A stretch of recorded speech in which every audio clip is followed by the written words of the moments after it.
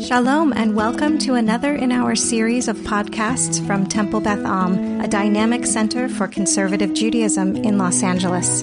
This is a recording of a Shabbat teaching by Rabbi-Cantor Hilary Chorny.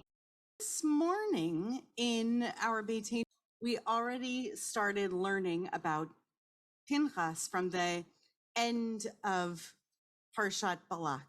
What we're going to do this afternoon, this evening, is study Pinchas's consequences, the consequences that he faces of what it was that he did more importantly, chose to eat, and what he did in acting zealously and alone.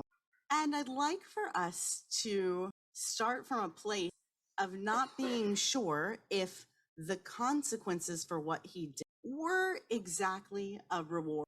Was he rewarded for what it was or did he face consequences that were, what's the opposite of reward? Not necessarily a punishment, but perhaps a condemnation. So we're going to start from the verses so that we can get a little context. If you want, you can look into the Chumash as well, but let's just look at the verses. We're in the book of Numbers. We're in Bamidbar in the 25th, verses 10 through 12. So we have God speaking to Moses. Pinchas ben Elazar, this is familiar, ben Aharon HaKohen. So Pinchas, son of Elazar, son of Aharon HaKohen. So Pinchas, and then we're reminded of his lineage. He is one of the grandchildren of Aaron, who is the patriarch of the priestly class, has turned back my wrath from the Israelites. Heishiv et chamati me'al bnei Yisrael. What is meant by he turned back his wrath? What we're told, B'kana'o et kinati betocha, velo chiliti et bnei Yisrael kinati, because he displayed his kin'ah for me, and so I did not lean on my kin'ah. We're going to come back to this untranslated word right now. I did not use my kin'ah, my passion, to wipe out the Israelites. What would have happened in the text had Pinchas not done what he did? First of all, what did he do? What did Pinchas do? You can just say it. He killed two people, one spear, and he killed them because, ostensibly, they were having problematic sexual relations, possibly because of the status of the people involved, possibly because of the actions of the people involved, or their prior actions. And we're told that he took up the call of action to push this back, lest a plague fall upon the people. And were the Israelites punished anyway? I mean, up to that point, yes. Actually, 24,000 people died, but the plague stopped. And God is explaining to us in this verse, now that we're in Pinchas, God is explaining, but God says to Moshe, I stopped the plague because of what Pinchas did, because Pinchas displayed this kinah, this passion for me, and therefore I was able to quell my passion, and so I didn't wipe out the Israelites at that point. And then we get lachen emor. So now, thus, like consequently, lachen is a consequential word. That's why I keep using the consequence. Lachen emor, say to. It doesn't say here, but obviously he's instructing Moshe to say to Pinchas, Hineni noten lo et briti shalom. Hold, I give to him my covenant, my pact of shalom. Later, when we're talking through this verse, we'll come to a particular way in which this verse is actually scribed in the Torah. But for now, I think we just have the context both of the story and also of the music vocabulary in it. Are we good on that so far? The way that it's written, literally how it's written in the Torah scroll, we'll come to that in a little bit. But for right now, I think we know the characters in the story, what Moshe and God are doing. Yeah. Tom. Yeah. Right. So the question is it clear? There are a lot of pronouns here. So the question is like, is it maybe Moshe who is actually granting a pact of peace in this moment? It seems very clear to our commentator, perhaps there's somebody who I missed, that this is a pact of shalom that is being granted from God. And I think it's because of the construction of lachen emor that is not a, what's the word? It is not a appearance. It's not a unique construction, and it's how God instructs Moshe to say something on God's behalf. So I think that tells us contextually that we're hearing God's promise of a pact. But you're right that just the words themselves here in place could have been he's saying to him, a lot of he's. Yeah. Deborah. Right. So that is resonant with that scene with Aaron and the golden calf. And it's interesting, here we have the lineage brought up, reminding us of the connection with Aaron. And later in one of our commentaries, we're going to get the connection with Nadav and Avihu as well, with the other relatives. So there's definitely a lot of connection. Kahuna, we're also going to his role professionally as a descendant of Aaron, and what Brit Shalom means for that inheritance.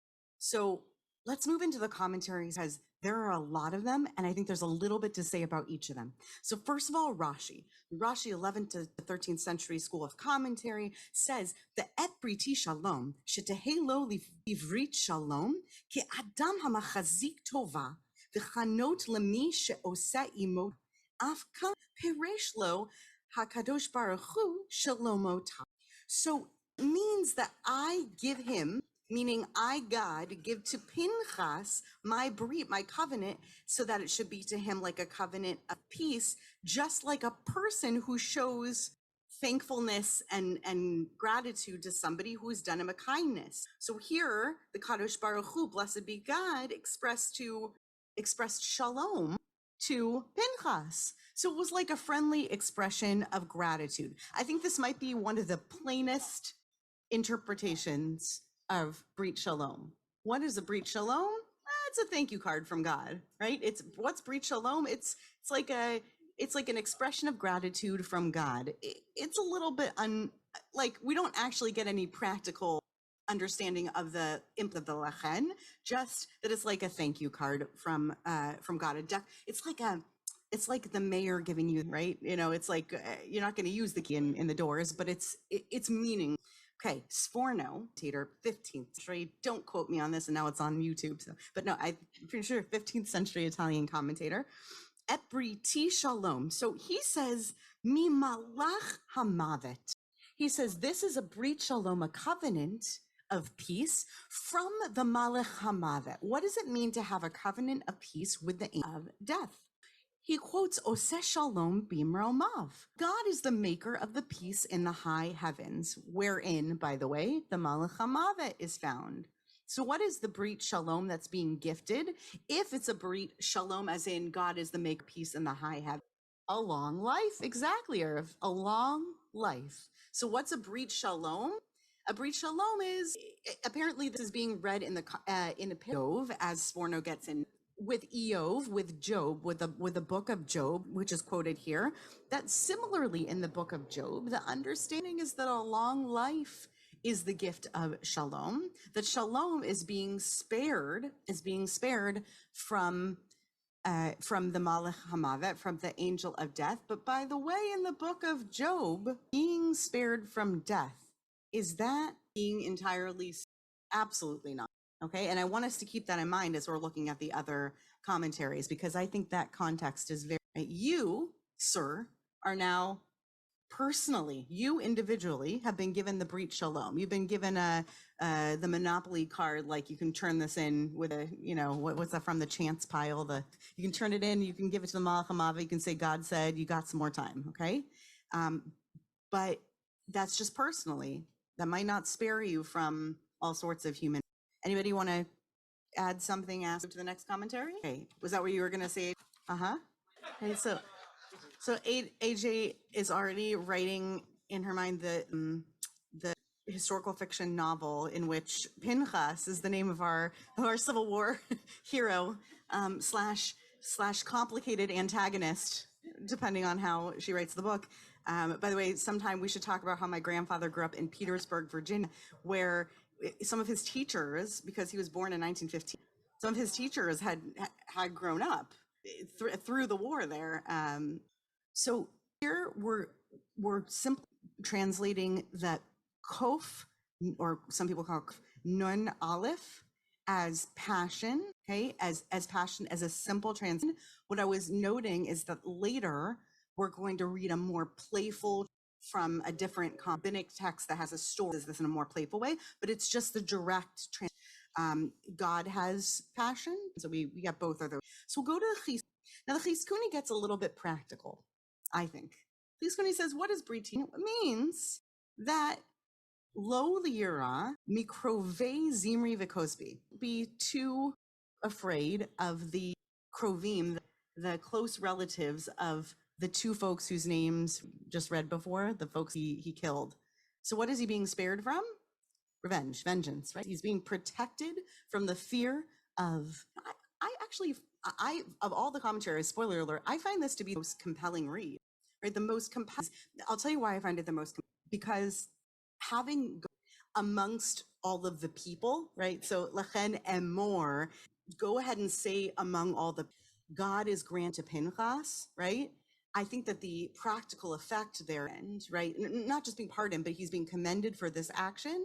And I think that that's the most practical take. So I'm actually kind of moved by this take. Anyone else have a reaction to this particular similarly practical, right? Right. So Bob's bringing up that it's actually a very astute comment that right now in our society, when there is an act of violence, there is a lot about whether is fear on either end for the person. So what would the bat call, pronouncing like the question is how would a pronouncement impact on scenario exactly? Okay. And so now continuing with Chizkun. Oh yeah, go ahead. Right. So I like that. So with peace of mind is actually a gift, right? That is actually the Brit Shalom is like, I'm going to give the knowledge and whether it's going to come back to him. Right. Exactly. That's right. We're continuing to wrestle with it for the past 3,000 years. We aren't even sure if he did it right. And we're thousands of years in the future. It's a good point. Good. A second commentary by Chizkuni, and because we eventually have to end Shabbat together, I'm going to read this one in English for us. So the expression at Briti Shalom is to be understood as if the Torah had written at Briti, Brit Shalom, as if there's an extra Brit, okay? My covenant, that is the covenant of peace. We find a similar construction to this, like Kisacha Elohim in Psalms 45, which is to be understood as if the author of that psalm had written Kisacha, Kisei Elohim, your throne, that is the throne of God. And then they give another example in Joshua about Ha'aron Habrit similarly. The author says he could cite numerous such examples.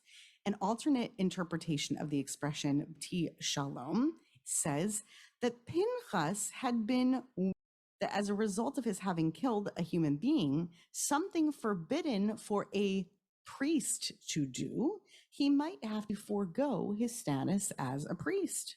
God therefore assured him that seeing that his intention was that kina, was that passion for God, was to glorify the name of God,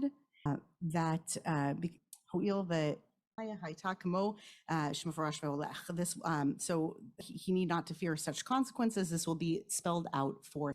So the idea is that because God understood the intention behind this action, even the thing that is explicitly forbidden for a priest to do, because it was done l'shem shamayim, according to God reached out with a Brit Shalom that is a little bit more akin to what I was saying before, as in a pardon, right? He's basically pardoned as a priest such that he gets to keep that status. Alan, yeah. Good question. What do you think the implication is of the doubling of the word Brit? So what would be the difference between et Brit Shalom and et Brit Shalom? what does it mean for et briti Brit, to add that Brit, that word Brit? What do you think would trouble, that's right, to get the specific Brit Shalom, what do you think troubles the commentator here? What's bothersome about et Brit Shalom?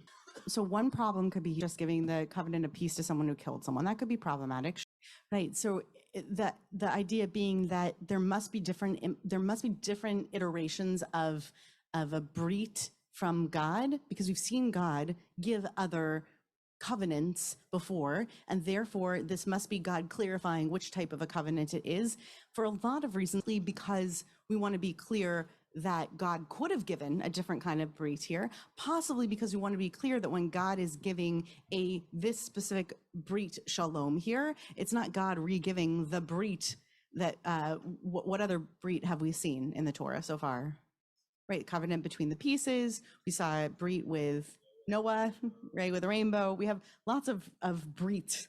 So we need to clarify that that is the Brit Shalom. And so they're just, I think, bothered. I think Chisun is just bothered by the idea that is like God has, wait, what do you mean my Brit? Hang on, didn't you already give your Brit? So he's trying to say, clarifying Briti, that is Brit Shalom.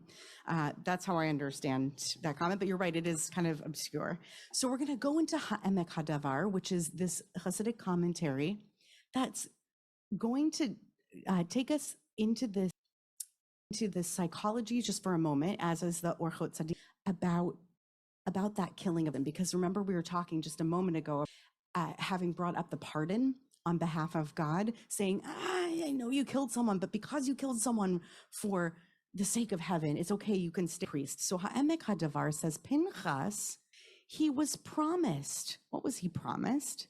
That he would not become an angry person just because of the nature of what did, because he killed somebody. He took a laharog nefesh biado. He took a life in his hands, and that leaves a strong impression, right, on the heart.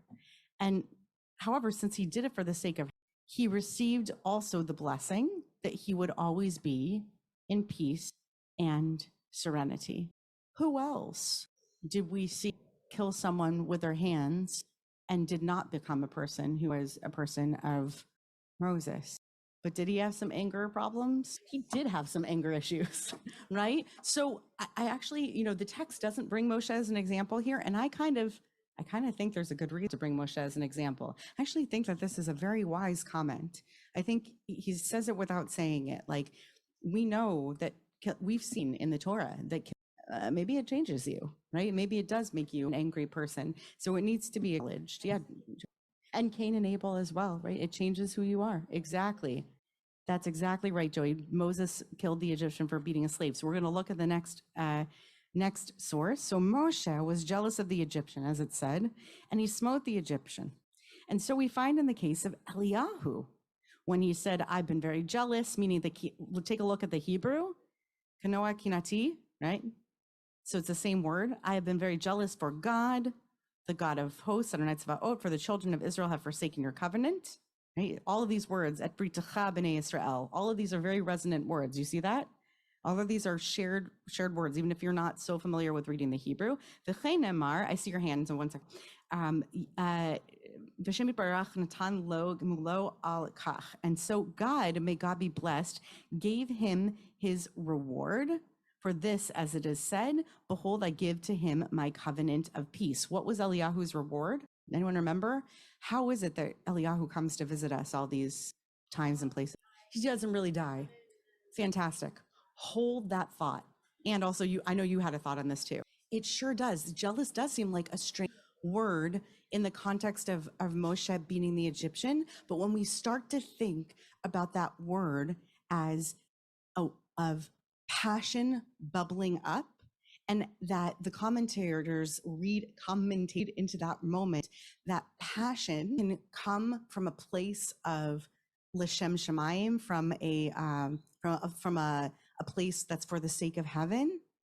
That's not textual. That has to be read into it, right? We don't in our modern sensibility, that's not something that we apply to situations, right? We don't, generally speaking, see righteousness in killings, period. So it's hard for us. It's hard for us to see and to read that, even though it's actually, I think, a really savvy read, right? To say, like, to go and read back that passion into that moment.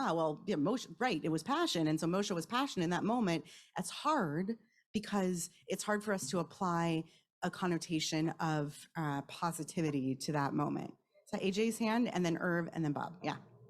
Right. So how do you understand when somebody is taking an action like the one that we see Pinchas take, and understand that it's L'Shem Shemayim, that it's for the sake of heaven? And how do you know when it's a zealot and when it's a right? How do you know which is which? And the problem that we have, I will name, goes beyond the modern sense, because it isn't just saying that to read the text now. We're dealing with a fundamental problem that when we read the Torah, they are living in a reality in which they are conversant with God through their leader Moshe.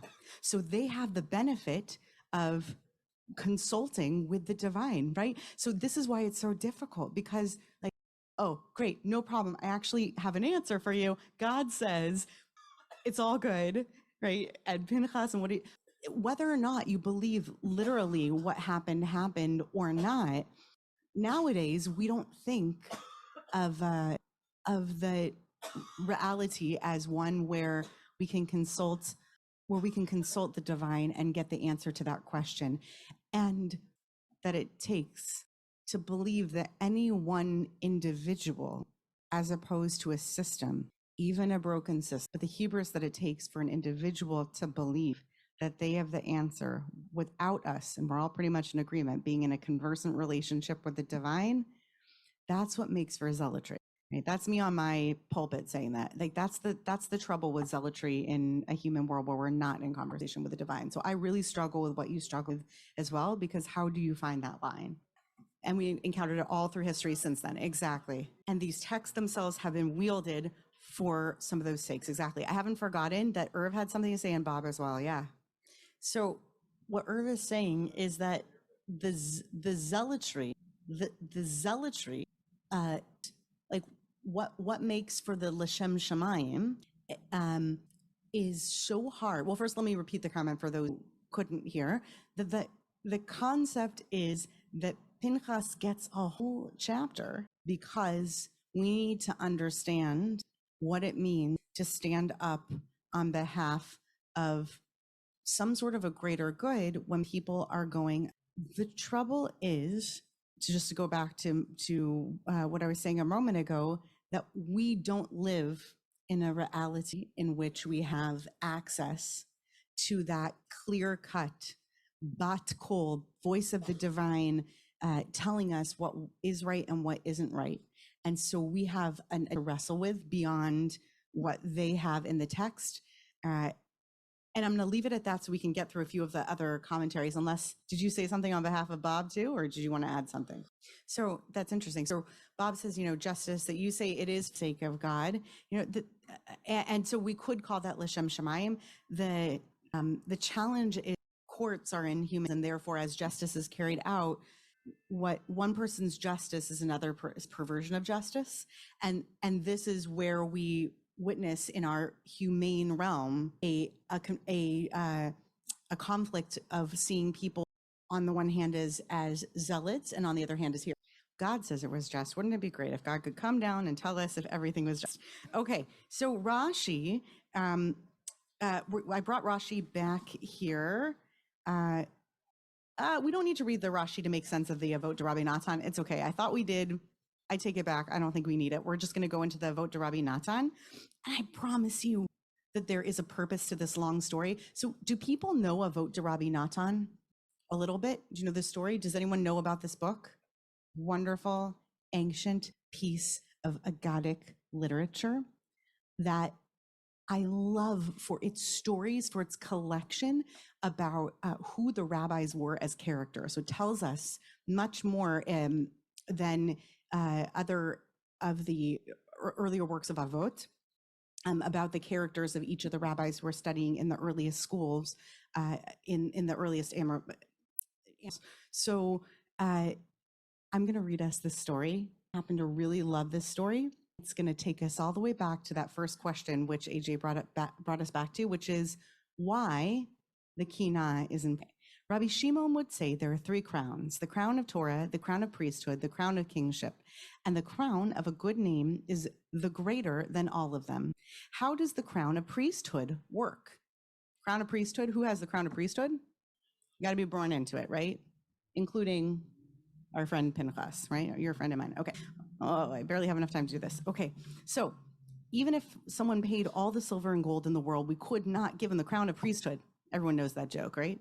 As it says, it will be for him and his descendants after him an eternal covenant of priesthood. For the crown of kingship as well, even if someone paid all the silver and gold in the world, we could not give him the crown of kingship. As it says, my servant David shall be their prince for all time. But the crown of Torah is different. For anyone who wishes to partake in the work of Torah may come and partake, as it says, all who are thirsty, go to the water. That is, go and labor in the words of Torah. Torah is often compared to water, like it is here in Isaiah. That is, go and labor in words of Torah and do not occupy yourself with meaning. There's a story of Rabbi Shimon ben Yochai. He would regularly go and visit the sick. He once came upon someone who was bloated, had like intestinal distress, and was cursing God. Rabbi Shimon said, "Empty one, you should be begging for mercy, and instead you're cursing." The man said back to him, "The Holy Blessed One has departed from me and rested on you." And then he said, "The Holy Blessed One has done properly by me, for I have left aside words of Torah and occupied myself with meaningless things." Hold that thought for a moment. There's a story of Rabbi Shimon ben Elazar. That is a different Rabbi Shimon. Don't get confused. A lot of Shimons, I guess, was a popular name. Rachel of the day. Okay, Rabbi Shimon ben Elazar. He was once coming from Migdal Eder, from his teacher's house, and he was riding on a donkey. He was traveling along the coast, and he spotted somebody who was quite ugly. He said, "Empty one, how ugly you are. Are all the people in your city as ugly as you?" The man replied, "What can I do about it? Go to the artisan," meaning God, "who made me, and say to God, 'How ugly is this vessel you made?'" When Rabbi Shimon realized that he had sinned, he got off his donkey and he prostrated himself before the man. And he said, "I've sinned against you. Forgive me." But the man replied, I will not forgive you until you go to the artisan who made me and say, 'How ugly is this vessel you made?'" Rabbi Shimon followed after him for 3 meals. All the people in the city came out to greet him, meaning Rabbi Shimon, and then said, "Peace be upon you, Rabbi." The man said, meaning the ugly man, said, "Who are you calling Rabbi?" They said, "The one who's traveling behind you." He said to them, "If that is a rabbi, may there be no more like him in Israel." They said to him, "God forbid, what did he do to you?" He told them, "Such and such he did to me." They said to him, "Even so, forgive him." He said, "I hereby forgive him, but only if he does not continue to do this." On that day, Rabbi Shimon went to his great study hall and taught. A person should always be soft like a reed and not rigid like a. Go over for a moment and get yourself to, I wish I'd numbered the line. Someone's going to find it before me. Okay, so it is, let me tell you, 1, 2, 3, 4, 5, 6, 7, 8, 9, 10, 11, 12 lines from the bottom. It's almost in the center of this paragraph. So it should be Adam Rach Kaneh. Do you see it? In the middle, it's the third word in on the 12th line from the bottom. Adam Rach Kaneh. Okay? So this, and it's repeated in the very last line. So he says a person should be soft like a reed and not rigid like a cedar. For the reed, when all the winds come and blow against it, moves in their direction. But the winds quiet down the reed. That's why the reed made into a quill that's used to write a Torah. So I'll pause there. You don't need to read the rest of the section to hear that. This is meant to be a hint at Kina, the first 2 letters of the word for passion. Okay, this is meant to be a hint at the idea of being like a reed versus being impassioned. So the reason why this story is brought as a commentary on this particular situation is because the difference between the passion that moves somebody to versus the reed that merits to be like the Torah, which can bend with the wind but then returns to its place, is an aleph versus a hey. Right? There's a very, very fine line between that differential. So if you're like a reed and you empty yourself, if you're not full of things, perhaps, I like that image, then you can bend when necessary and straighten when necessary to be like a reed and to be like the one who inherits Torah, not like the one who inherits priesthood. Now, to be like the one who inherits Torah, which is merited by anyone and everyone, as opposed to the one who inherits the priesthood, who can only be inherited by means of birth and was something that had to be inherited and then kept and protected by God. And I want to end actually on that note, which I'm like racing and rushing to do because we have almost no time left to do this. I want to share with you the last commentary, okay? So here's the last comment and how it connects. You'll see, I hope, how this connects into the idea of the reed, the Torah, and the priesthood inherited. So Sforno says the following: seeing that what he did in full view of his peers, so that they would obtain complete sheyichupar lahem al shalo, like that they would obtain expiation. You understand? Like they would be, because he did this in view of people, so they would be expiated for their sins, okay, for not having protested Zimri's behavior. He proved himself fit to become a priest whose primary function it is to secure expiation for the sins of their Jewish brethren. And as a priest, he was fit forever to do this kind of yichaper ba'adam, to actually expiate for people.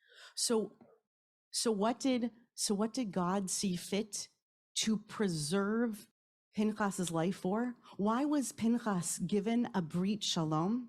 Why was he given a pass by the Malach Hamavet? Why was he allowed to keep his position in the priesthood? Why is his inheritance not the kaneh, not the reed of Torah, but the passion of the priesthood? Because he demonstrated that what he was good at was expiation and bloodshed.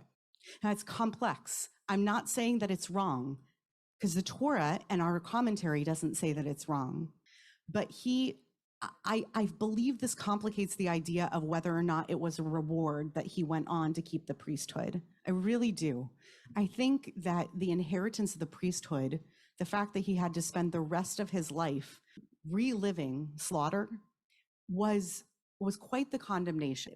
That was what he went on to have to live for the rest of his life, was expiating on behalf of the people and of their sins. And that turned out to be what he is fit for. And that's a tough life. It's a very tough life. And I think it complicates his inheritance. There's so much more I could say and lead us in a discussion on, but I have to stop us here so that we can daven Mariv and end Shabbat. But I'm so appreciative of this rich conversation, and I hope we can continue some other time on it.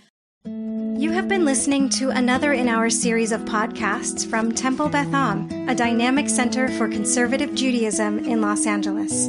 If you enjoy these podcasts, we invite you to write a review on the Apple Podcast site or wherever you get your podcasts. For more information about Temple Beth Am Los Angeles, go to tbala.org.